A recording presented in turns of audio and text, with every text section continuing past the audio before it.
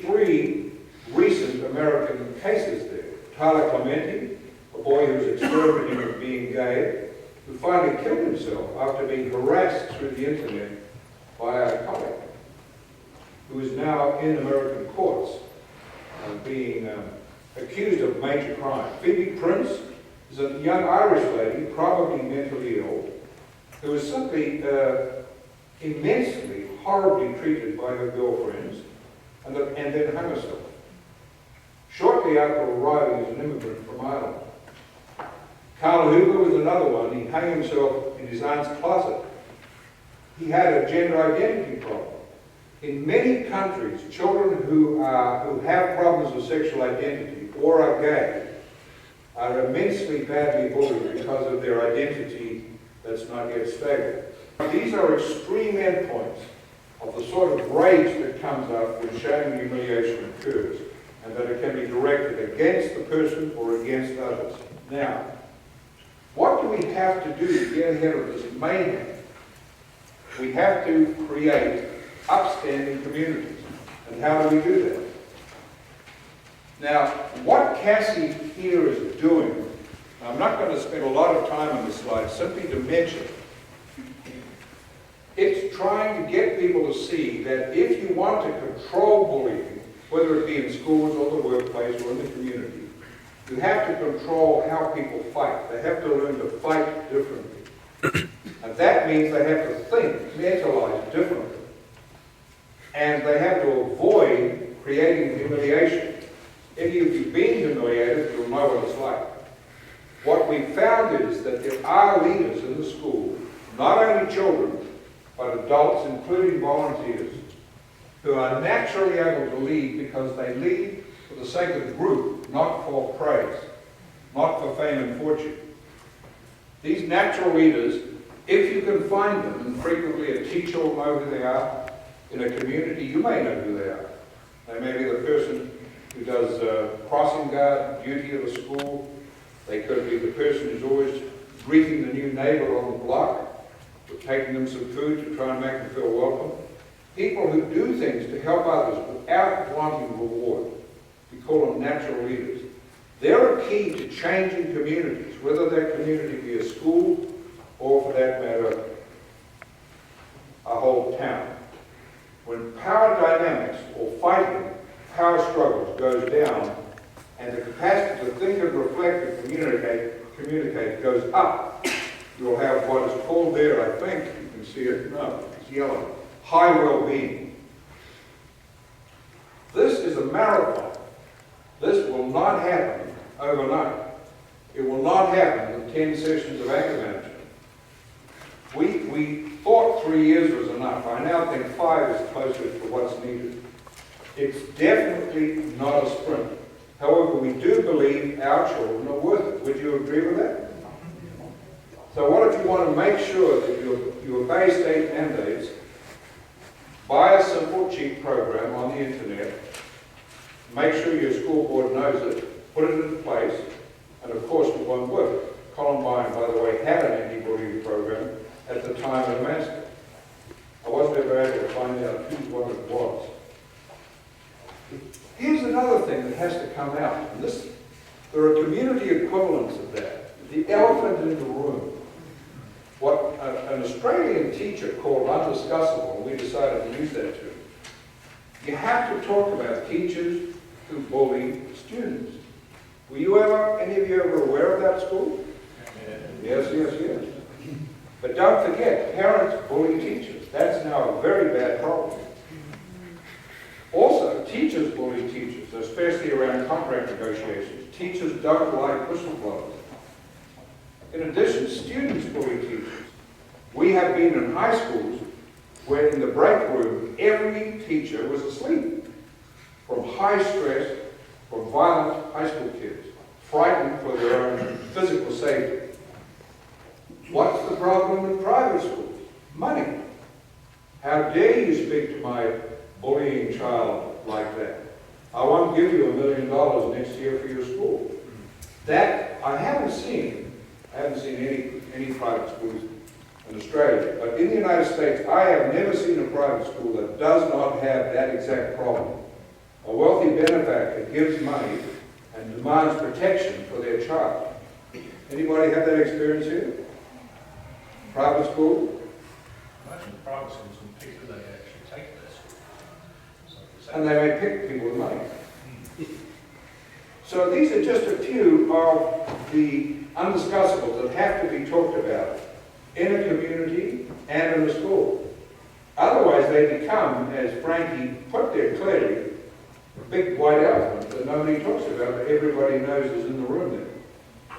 Teach our children to think before they act, empathize with themselves and others, control anger, and regulate themselves. If in a school this can be taught, it will put kids 20 years ahead of the clock. That capacity is not mature in adults until about age 25. But research has shown a 4-year-old can learn it. What we hope to do is help children learn to mentalize. Mentalization is those 4 things. Imagine yourself if you could reflect, empathize, control your rage, and regulate yourself. How happy would you be? Incredibly happy, wouldn't you? See, because when you look at that, when those things don't work is when you get unhappy. That's when you start to feel stressed. You know, this damn job, I haven't had a promotion in years, it's miserable, and you grumble on about it, and your rage gets worse and worse and worse, and you think of resigning. You go out and drink, and come home and beat up your wife. You never do that, do you? No, of course not. In other words, one thing leads to another. So regulating that sort of problem, regulating the capacity to reflect, control yourself, and set your own boundaries will make you a whole lot happier. So just putting some of this together as we weave down a little bit. It's not a sick child, it's a social process. We're all involved. It cannot be done without all of us. Teachers and policemen cannot educate and keep children safe without the participation of the community. The audience of bystanders is the key enmeshed in power struggles. Mentalization, or the capacity to reflect and empathize, can be taught to very young children with what we hope is advantage. This program, which is part of this approach, which is part of a worldwide process, is the first one that has tried to teach young children to think effectively, rather than try to teach them social skills and teach them ways of handling bullies and victims. The point here is there is hope, and it doesn't cost a lot. It doesn't interfere with the curriculum in schools. There's no add-on to the curriculum that teachers have to teach. It doesn't make children appear sick or mentally ill. And it helps everybody, including teachers, volunteers, and secretaries. One of the people most helped in a school in the United States was the school janitor, who really benefited. We've noticed he was sitting on many of these talks and learning about things that helped him both work with children in the school and also have a better marriage. Everybody can be helped by this process. When you change a school, there are 3 phases. One is getting the fundamentals down. What are the fundamentals? The fundamentals are the bystander, power dynamics, and mentalization in the context of a school that avoids or manages shame and humiliation. It may take 1 year and it may take 20 years. It all depends on the school. Every school is different. So every school really has to create its own approach. I cannot come in as an expert. Carolyn and Eugen cannot come in as experts and tell schools in Australia what to do. That's a bad mistake. Because first of all, they're not teachers. Well, Carolyn is, Eugen isn't.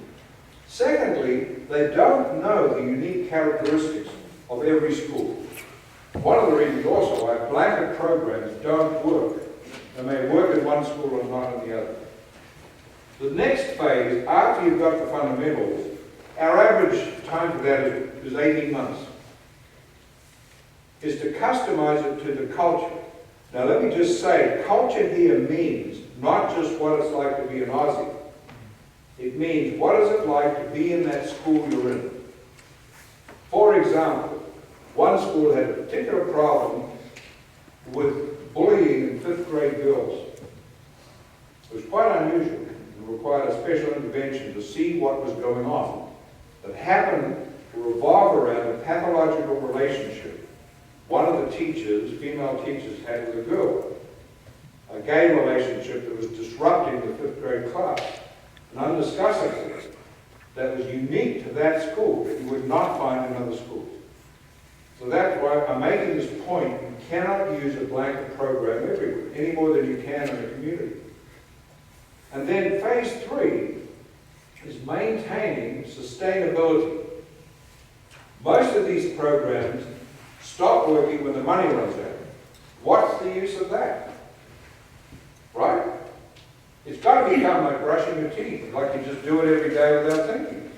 So if a program doesn't continue beyond the funding, it's probably a program that won't ever work. In a community, would this be great? I know in New Zealand this is sometimes possible in small villages. Would you trust your neighbours to raise your children? Would you? Yeah. You would? One of them, Well, you live in the USA. I didn't even like my youngest child playing outside in the front of my house without my eyes on her the whole time. Now, I lived in a fairly good part of town, but it was not free of pedophiles. The problem is that communities aren't places where you tend to trust your neighbours. So we're becoming more and more split up. How many people here think we should go back to the way things were 20 or 30 years ago? Grow organic food, live on a farm, get around on horses, live the natural life without stress. Anybody like that idea? Do you think it would ever be possible? Absolutely not. The internet has changed the world. There's a book I recommend you look at. I can't remember the name of the guy. But he's a young man who started the Egyptian Spring single-handedly with his computer in a little room.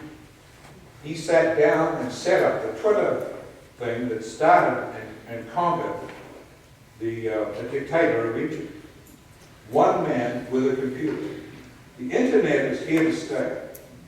What we are going to have to do is what Frank said.